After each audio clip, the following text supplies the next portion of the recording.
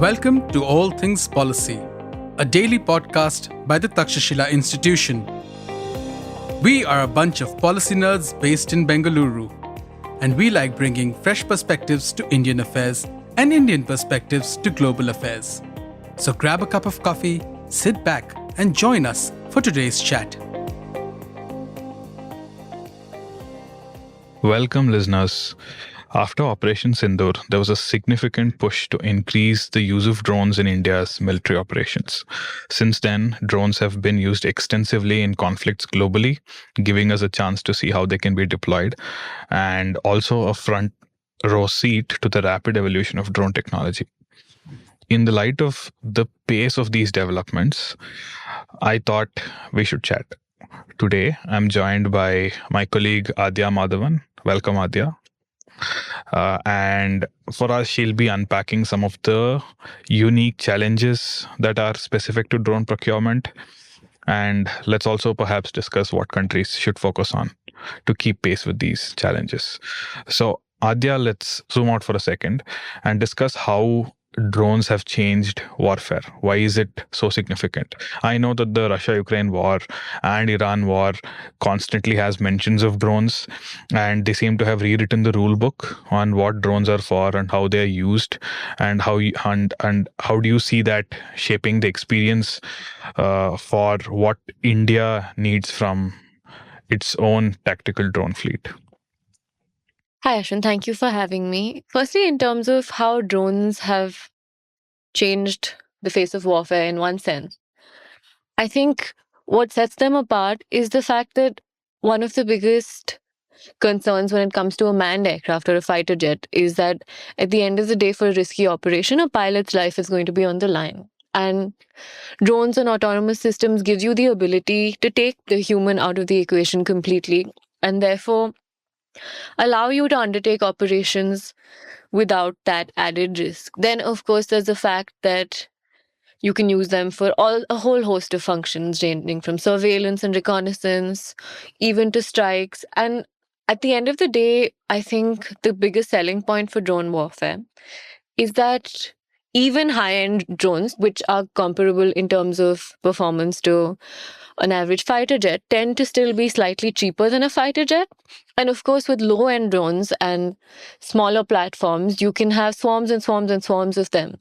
So in terms of the cost effectiveness, not to say that drones could replace fighter aircraft at all. I still think that, warfare will continue as warfare has, but drones will just be used to augment and help undertake a lot of these functions efficiently. But I think the cost effectiveness is the biggest argument in favor for drones.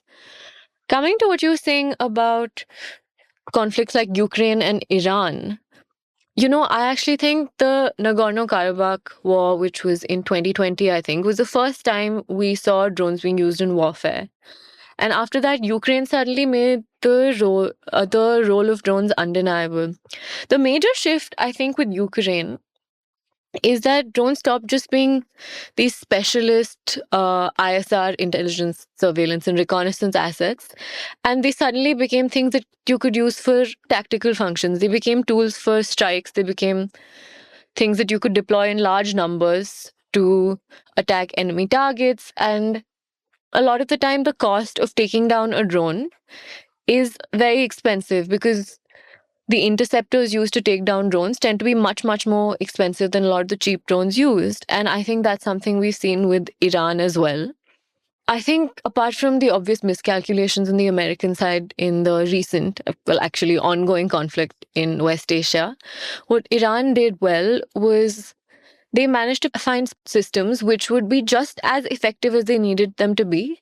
They weren't trying to compete with some of the larger systems like the MQ-9B Reaper that the US has, but they were just good enough for what they needed them to be. They needed them to be able to carry reasonably sized payloads, deploy certain strikes, and they were able to manufacture them in the kinds of numbers where the cost of intercepting them for the United States became really, really high. And therefore, the cost of the war, I think the US just hadn't anticipated what the cost of the war would be. And of course, apart from Iran's success in being able to absorb the costs on their own side as well, their usage of drones, I think, said a lot in terms of how wars are likely to be fought in the future, because apart from being able to strike the enemy, they also proved that, as long as platforms are good enough for the kinds of functions that you need to carry out, you don't necessarily have to have the highest, most sophisticated state of the art platforms for everything. And there's an advantage in having platforms that carry out very specific functions,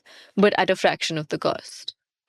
Okay, coming to the cost, India is reportedly committing close to 2 billion US dollars to military drone procurement in the next 2 years. So, in what way are we currently buying drones?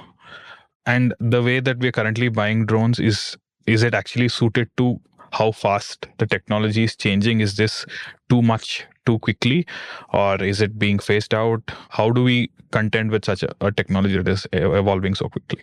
So I think the fact that India's committed $2 billion to drone procurement, and I think there's also a specification that they would be buying from domestic industry. The fact that this is coming off the back of Operation Sindoor, I think just a year on from Operation Sindoor, where emergency procurement was already being used to plug gaps, is, I think, obviously indicative of the fact that India has prioritized drones for their armed forces. And the money is there, the commitment is there, but to me, the question is whether India's procurement architecture is designed for the kind of technology it's buying. And the thing with drones is, you can't treat it like capital acquisition. You can't think of it in terms of how you'd buy artillery or a fighter jet. And these are platforms with 20 to 30-year life cycles. Whereas on the other hand, on like complete other side of the spectrum, is a tactical drone that can be obsolete in even less than 2 or 3 years.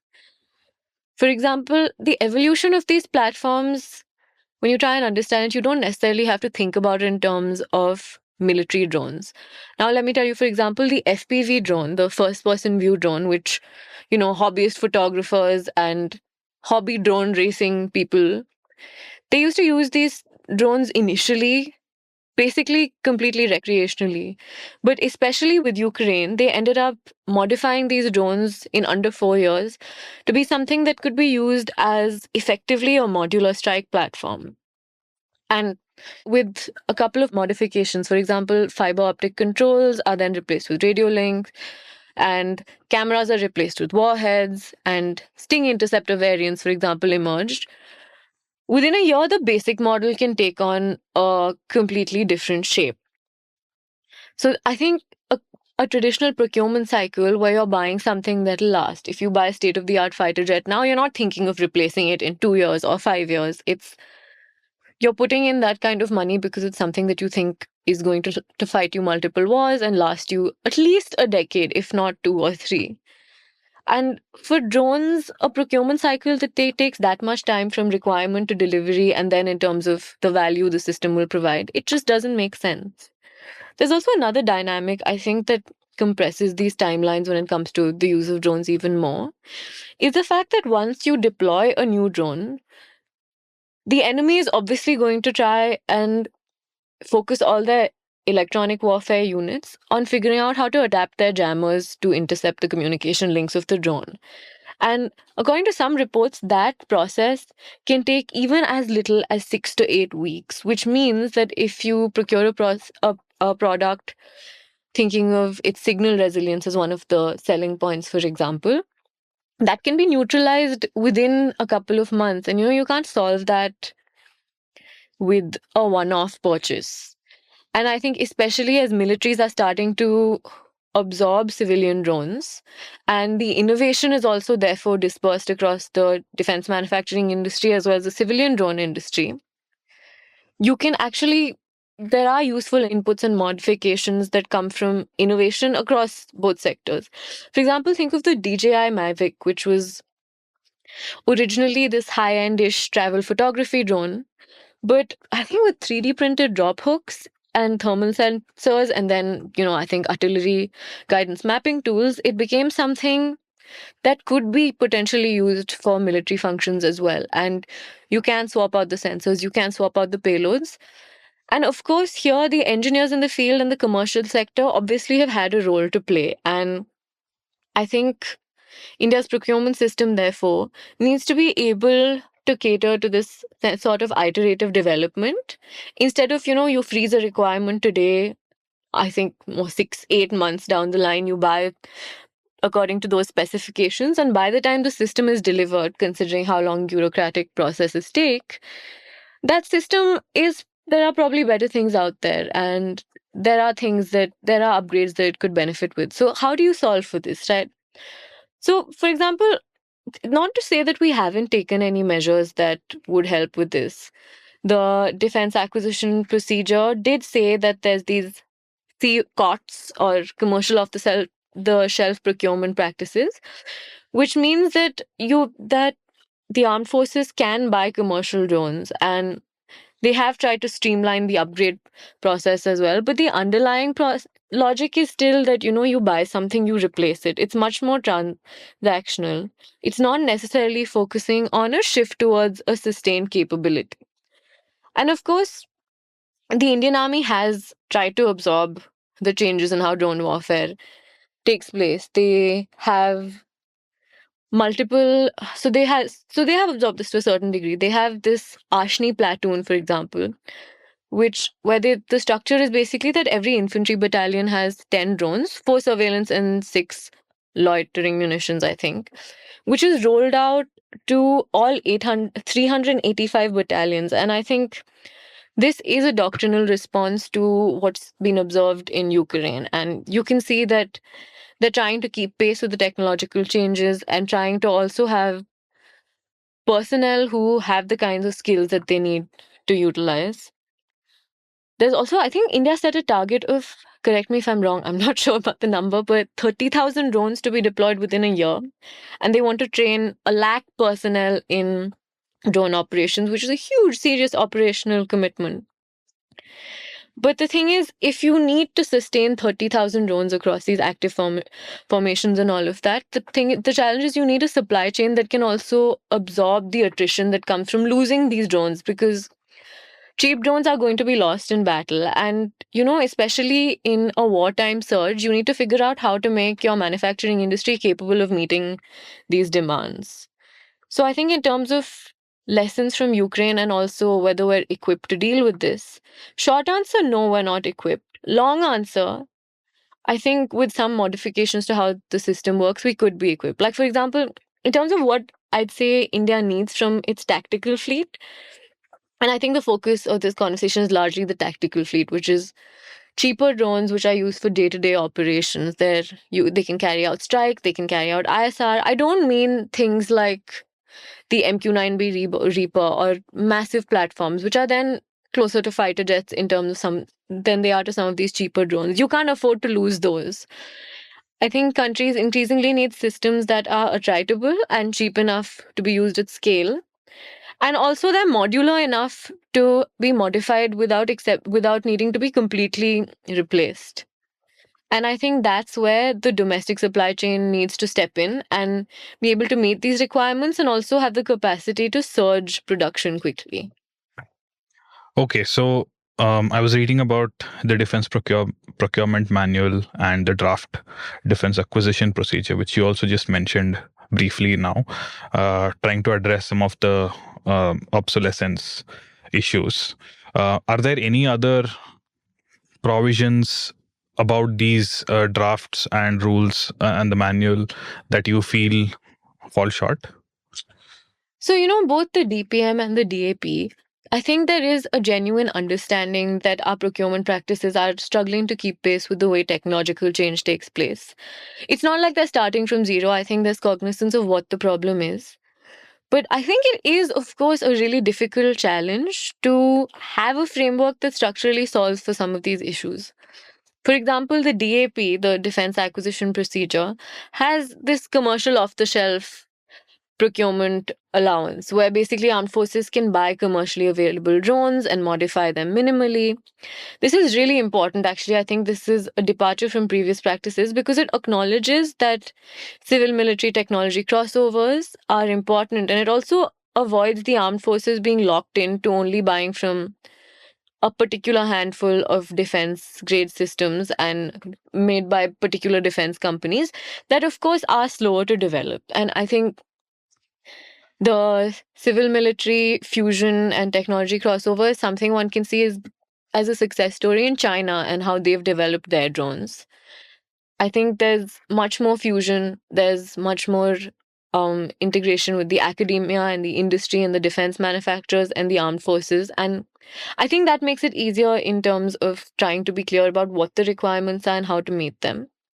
Before coming to the shortcomings of the DAP and the DPM, I mean, to their credit, where credit is due, there are multiple good things beyond just COTS. For example, drone engines have been classified as projects of national importance, and they've also focused on mandatory domestic procurement and exemption from single vendor case restrictions, which is, I think, an important signal because it recognizes that indigenous supply chain depth matters for strategic autonomy and indigenous supply chain depth, not just in terms of buying, but of course in terms of design and manufacturing as well, if we're focusing on Indian suppliers. There's also this OCPP, Other Capital Procurement Procedure Framework, which is for upgrades, which is good. It's an attempt to create like a faster lane for modifications and payload changes. The gaps, of course, in the DAP are also there. For example, upgrades are seen as after the fact or exemptions to a base contract, and therefore it's still a much more transactional logic that these are your base products, and if need be, there will be certain upgrades which can then be followed up with the vendor. It's not operating on the assumption that these systems are likely to need an overhaul, that they're likely to need upgrades to the contract, and also that they need to be attritable, that you need to be able to replace them fast enough. The other thing is, the DAP doesn't create this continuous relationship between the armed forces and a vendor because there's no rolling commitment. It's still focusing on one-time orders largely. And finally, on the Defense Procurement Manual, the DPM, there's also some useful fixes there. For example, there's this 15% additional financial sanction for unforeseen repair and upgrade costs, which is a very, very useful fix, I think. There's a lot of administration friction when it comes to rolling out different contracts. So here, when a drone comes in for repair and needs more work than originally scoped, I mean, there is a provision for that. They've also, for foreign procured systems, made a recommendation for longer term contracts, which is also a much more sensible thing. And finally, one of the other provisions in the DPM that I thought was really useful was that they've mapped out what post contract spare parts are likely to look at, which addresses a vulnerability which is there. Because there's a lot of foreign manufacturers, and if you don't map out your requirement for parts and have no understanding of what those needs are likely to look like, it leaves India fairly vulnerable once these contracts lapse. The framing of the DPM, though, is of course, not just focused on drone procurement, and therefore, because it's a lot about the efficiency of overall procurement and the economical logic for all of it, I think it doesn't necessarily address some of these issues, which, to be fair, it doesn't have to set out to also. That the DPM isn't just focused on drones. Like, for example, it's focused on minimizing waste, maintaining stock levels, managing lead times. These are legitimate concerns, but they're not the same as trying to foster this ecosystem and having a long-term solution to some of these problems. And also, the biggest issue that I noticed is that there's no mechanism for the armed forces to signal future requirements in a way that guides R&D. Because a lot of the time, what is state of the art today isn't likely to be state of the art 5 years down the line. And how do we try and anticipate that? There has to be some mechanism where industry and the armed forces can look at civilian technologies, see how they're evolving, and try and anticipate some of these needs.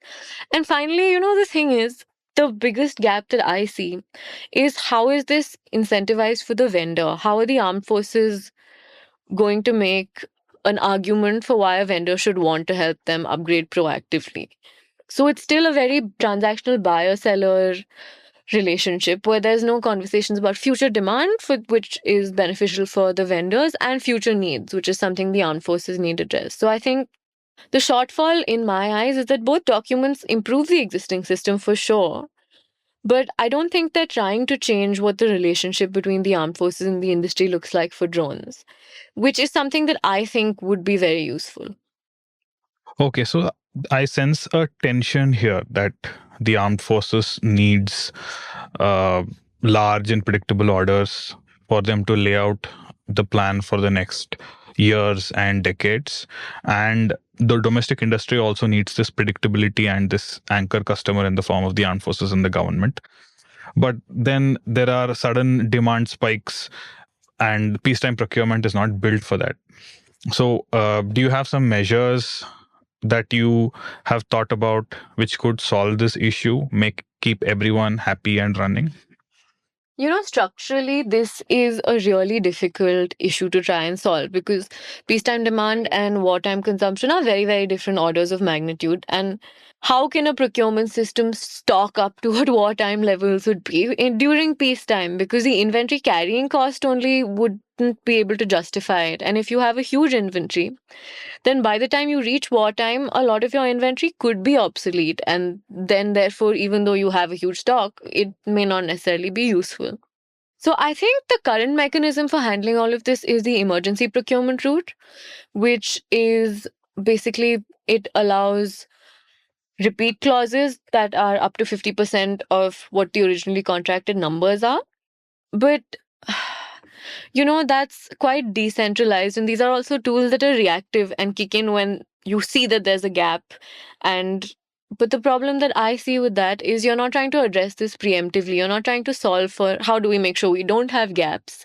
But instead, once there is a gap, we then react to it and try to plug the gap, which makes sense. But I think in my mind, if you know, of course, I know it's complicated to have to change some of these systems that are ingrained in the overall structure for a reason. But in my mind, the more fundamental solution is to change the relationship between how industry and the armed forces, how that works.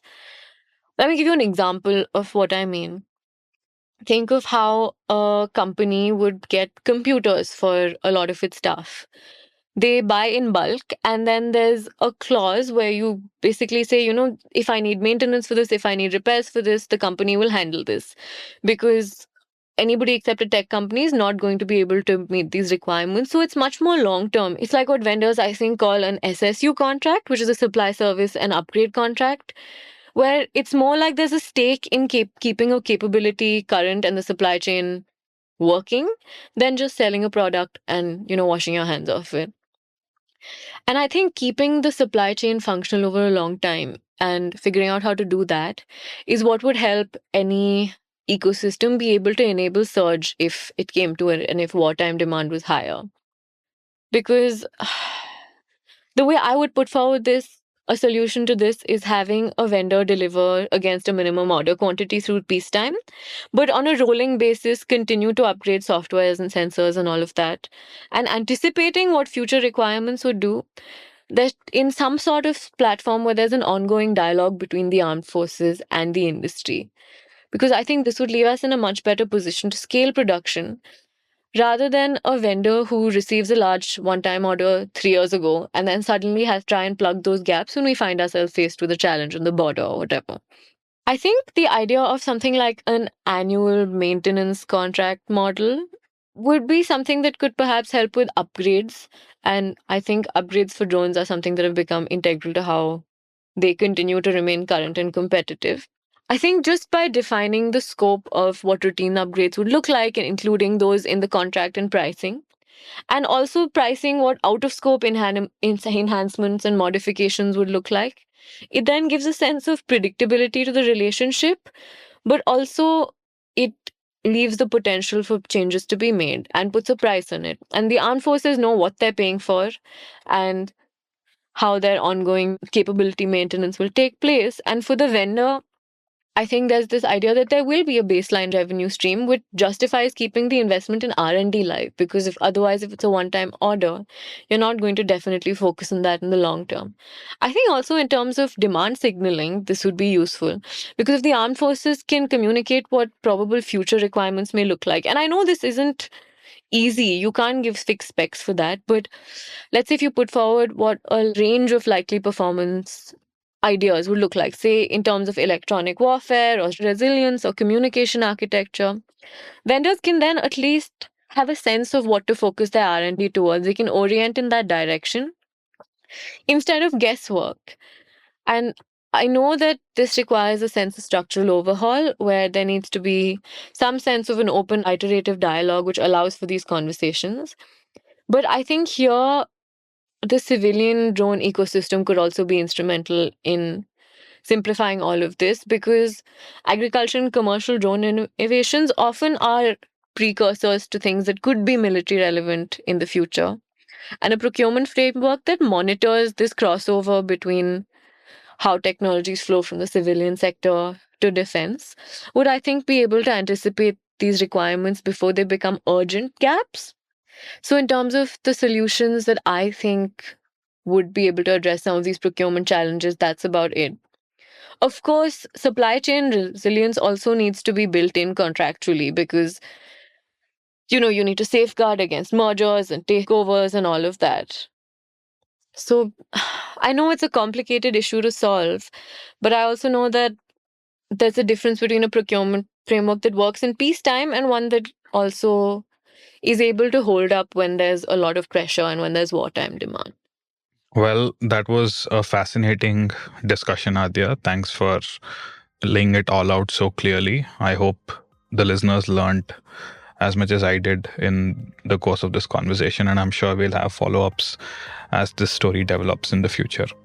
Thanks. Thank you for having me. If you liked our show, dive into Takshashila's research on technology, strategy, and economic affairs. Check us out at our Twitter handle @TakshashilaINST or our website takshashila.org.in.